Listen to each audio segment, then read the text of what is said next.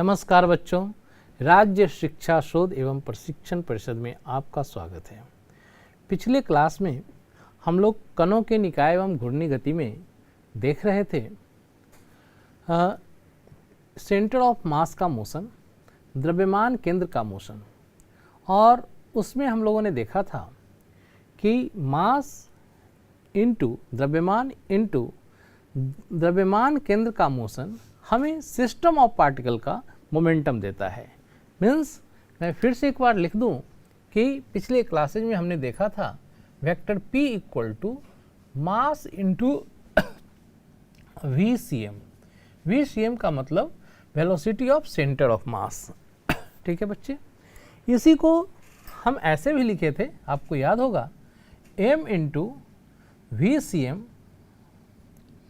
Equal to M1V1 plus M2V2 plus dot dot MnVn। इस तरह से हम लिखे थे। अब मैं इसको दोनों तरफ टाइम के रिस्पेक्ट में डिफ्रेंशिएट करता हूं। तो देखिए, इसको हम ऐसे लिख सकते हैं,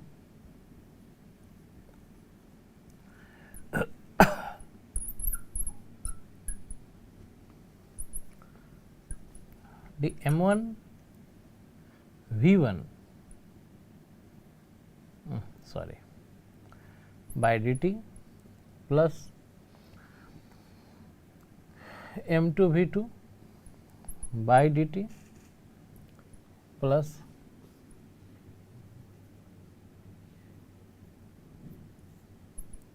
by dt। ठीक है, अब देखिए M को हम बाहर करते हैं,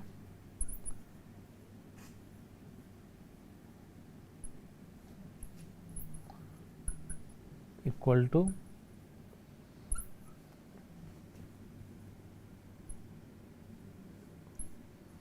by d T plus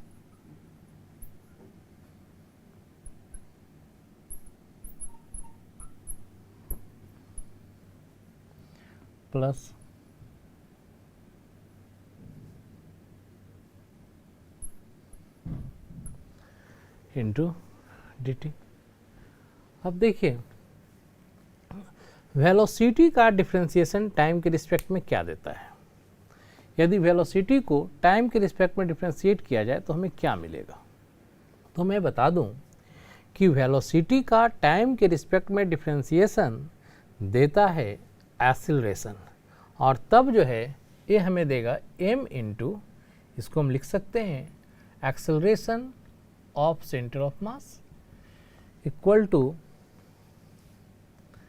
M1A1 plus M2A2 plus M3A3 plus dot dot plus MnAn। ठीक है, इसको हम ऐसे लिख सकते हैं, acceleration of centre of mass m into acceleration of centre of mass equal to M1A1। ये देखिए, पार्टिकल 1 पे लगने वाले फोर्स को रिप्रेजेंट करेगा। M2A2 पार्टिकल 2 पे लगने वाले फोर्स को रिप्रेजेंट करेगा। In same way MnAn particle nth particle पे लगने वाले फोर्स को रिप्रेजेंट करेगा। और तब देखिए, हम इसको लिख सकते हैं F1 plus F2 plus F3 dot dot plus Fn।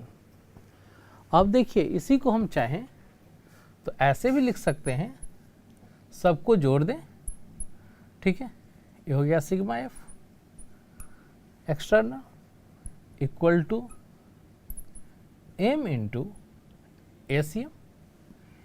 यानी कि मैं ये कहना चाह रहा हूँ बच्चे कि मोशन ऑफ सेंटर ऑफ मास वो भी न्यूटन्स लॉ ऑफ मोशन को फॉलो करता है।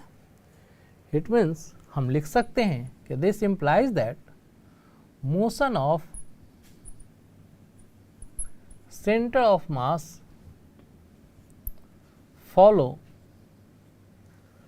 The Newton's law of motion, मतलब ये कि सेंटर ऑफ द्रव्यमान केंद्र की जो गति है वो न्यूटन के गति नियम का पालन करता है। ठीक है, अब देखो पिछली क्लास में हम लोगों ने देखा था, ये भी लिखा था m into V C M equal to vector p। यदि हम इसको डिफ्रेंशिएट करते ये भी हमारा आता,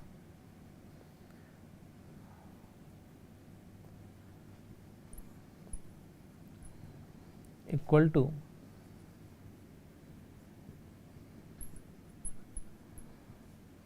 ठीक है, यानी कि मैं ये कहना चाह रहा हूँ कि यहाँ से देखिए इसको हम ले लें इक्वेशन फर्स्ट और इसको हम लिख देते हैं ऐसे m into A C M equal to d p by d t. तो इसको हम सेकेंड यदि ले लें तो देखिए फर्स्ट और सेकेंड से हम ऐसा लिख सकते हैं,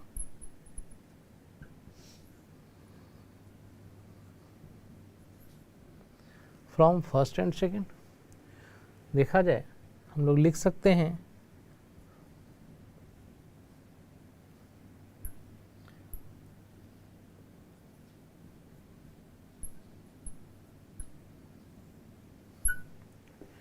equal to d p by d t.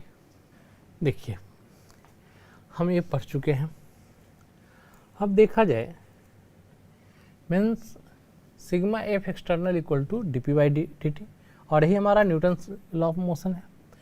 देखिए तो अब हम बात कर रहे हैं संवेग संरक्षण के सिद्धांत पे।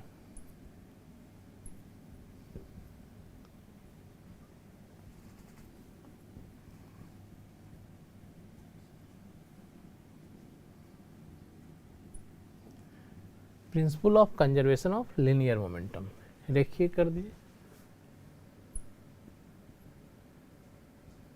रेखीय संवेग संरक्षण का सिद्धांत, प्रिंसिपल ऑफ कंजर्वेशन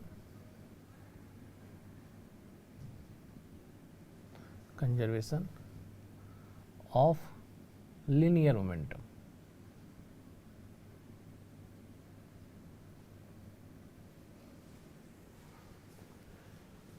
ठीक है, तो देखिए यदि मान लो इस इक्वेशन को हम फिर से रिपीट कर रहे हैं, यदि मान लीजिए कि सिस्टम ऑफ पार्टिकल पे कणों के निकाय पे लगने वाला नेट फोर्स 0 हो, यानी कि sigma F external equal to 0 हो, देन तब डी पी बाई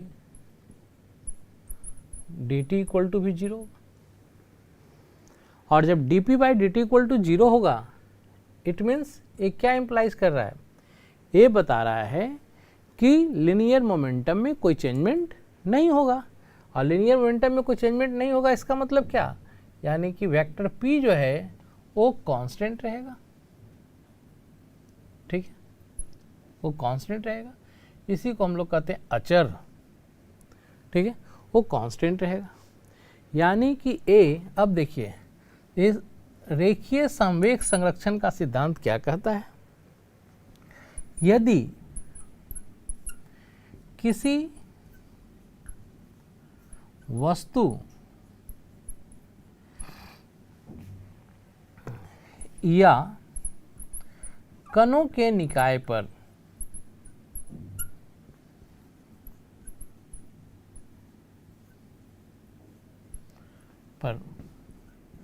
कोई बल नहीं लग रहा हो,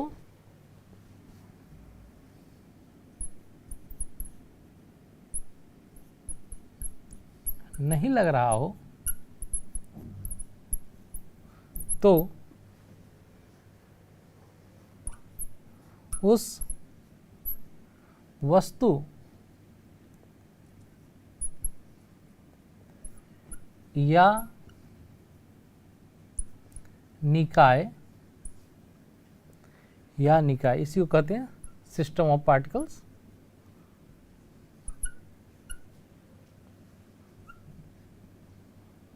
पार्टिकल्स, का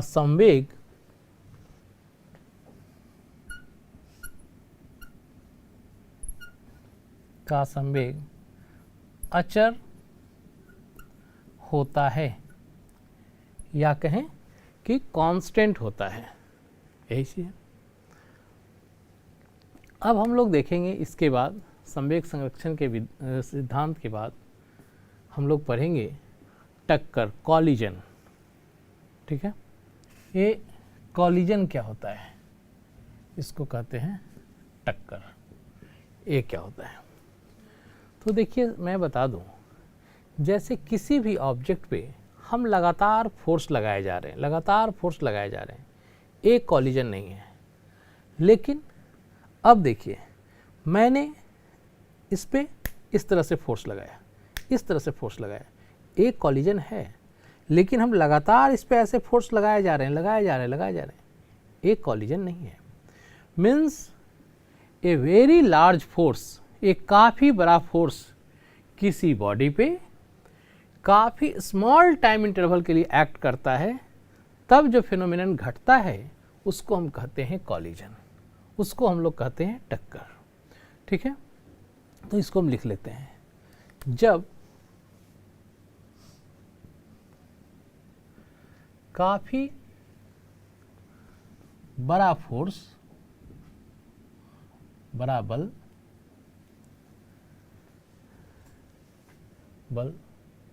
जब चाहे काफ़ी बड़ा बल दो वस्तुओं के बीच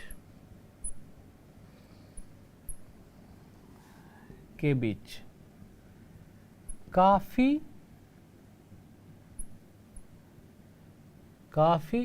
छोटे समय के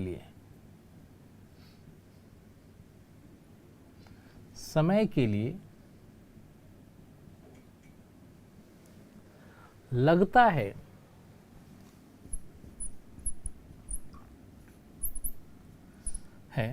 तो यह घटना टक्कर, कॉलिजन कहलाती है।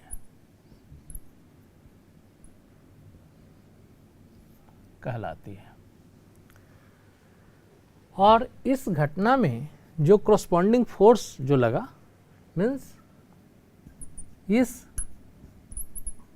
घटना में संबंधित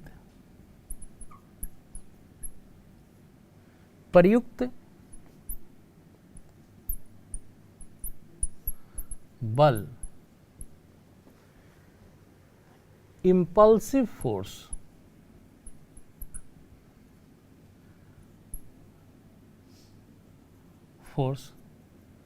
कहलाता है। ठीक है, मीन्स इसमें जो बल प्रयुक्त हुआ वो उसको हम लोग कहते हैं इम्पल्सिव फोर्स। ठीक है, काफ़ी स्मॉल टाइम इंटरवल के लिए काफ़ी लार्ज फोर्स, मैग्नीट्यूड काफ़ी ज़्यादा हो। जैसे जब बॉल बैट से टकराता है, मैं क्रिकेट की बात कर रहा हूँ, जब बॉल बैट से टकराता है और फिर बैट्समैन उसको दूर फेंक देता है। ठीक है, तो यह घटना भी जो है टक्कर कहलाएगी। ठीक है, लेकिन किसी बॉडी पे लगातार हम फोर्स लगाए जा रहे हैं, तो यह घटना टक्कर नहीं कहलाएगी। ठीक है, अब देखिए कॉलिजन 3 प्रकार के होते हैं। कॉलिजन, इसी को हम कह रहे हैं टक्कर, 3 प्रकार के होते हैं।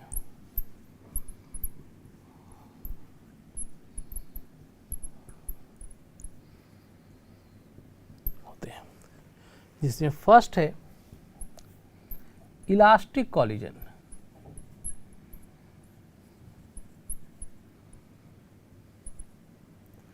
सेकेंड है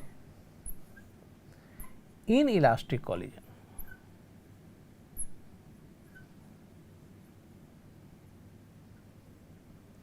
और हमारा थर्ड हो जाएगा पार्शियली इलास्टिक कॉलिजन।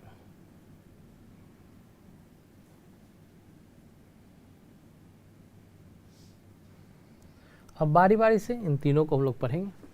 सबसे पहले पढ़ेंगे इलास्टिक कॉलिजन। ये देखिए इलास्टिक कॉलिजन क्या होता है। तो इसमें क्या है कि दो बॉडीज जब टकराता है, दो वस्तु जब टकराता है तो टकराने के बाद दोनों एक दूसरे से अलग हो जाता है और दोनों बॉडीज अपने शेप को, आकार को फिर से प्राप्त कर लेता है। ठीक है, इसमें बॉडी का लीनियर मोमेंटम, रेखीय संवेग और गतिज ऊर्जा दोनों संरक्षित होता है। तो इसको हम लिख लेते हैं। ऐसे कॉलिजन में वस्तु टकराने के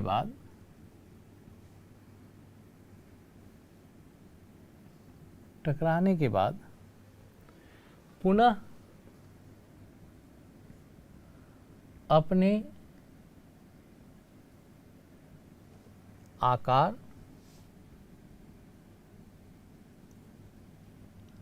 शेप एवं साइज को प्राप्त कर लेता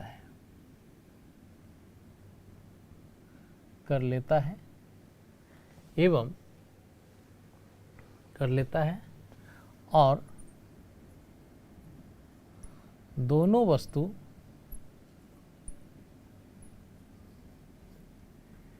एक दूसरे से कॉलिजन के बाद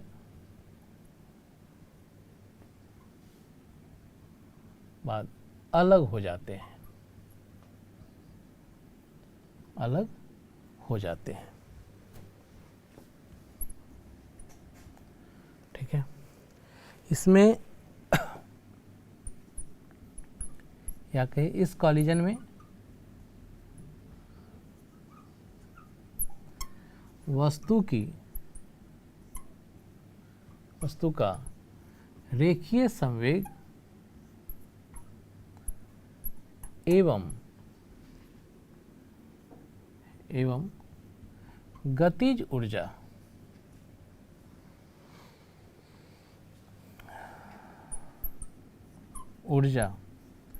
दोनों संरक्षित होता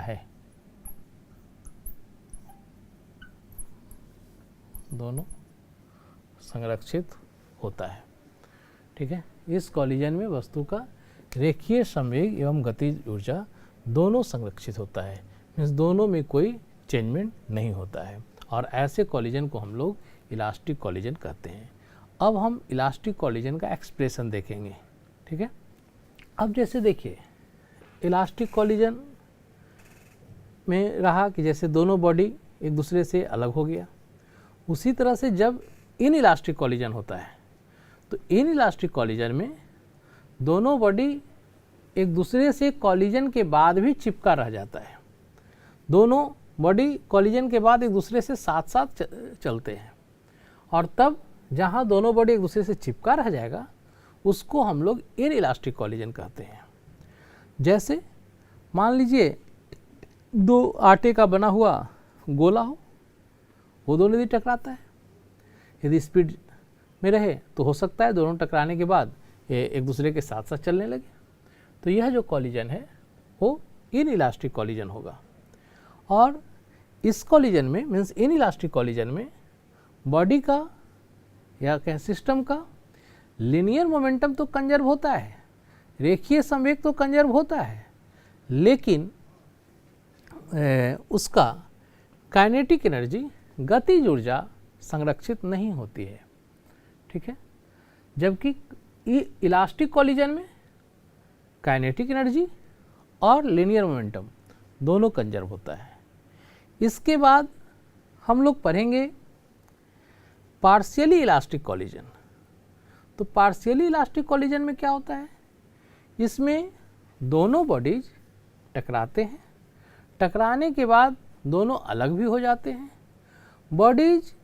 दोनों बॉडीज अपने शेप और साइज को तो गेन करता है, लेकिन कंप्लीटली गेन नहीं कर पाता है, पूर्णतः जो है अपने शेप को या साइज को फिर से प्राप्त नहीं कर पाता है, और इसको हम लोग कहते हैं partially elastic collision. Partially elastic collision में लीनियर मोमेंटम तो कंजर्व होता है, लेकिन सिस्टम का काइनेटिक एनर्जी जो है वो कंजर्व नहीं होता है। और इन सब के बारे में हम लोग आगे की कक्षाओं में पढ़ेंगे।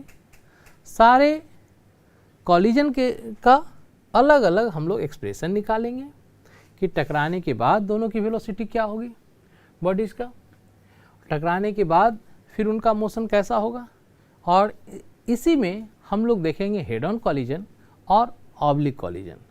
हेड ऑन कॉलिजन जब एक ही लाइन के लॉन्ग टक्कर होती है, टकराने से पहले और टकराने के बाद दोनों स्थितियों में वस्तुएं एक ही लाइन पर मोशन करती है, या हम इसको कहें वन डायमेंशनल कॉलिजन, तो इसको हम लोग कहते हैं हेड ऑन कॉलिजन। हम लोग इसके बारे में भी जानेंगे। और ऑब्लिक कॉलिजन जब टकराने के बाद या पहले, ठीक है, दोनों वस्तुओं का मोशन जो है वो अलग अलग लाइन पर हो, तो उसको हम लोग कहते हैं ऑब्लिक कॉलिजन। और इस तरह से इन सब का हम लोग अलग अलग एक्सप्रेशन निकालेंगे। तब तक के लिए बच्चों नमस्कार, हम फिर मिलते हैं अगली कक्षा में।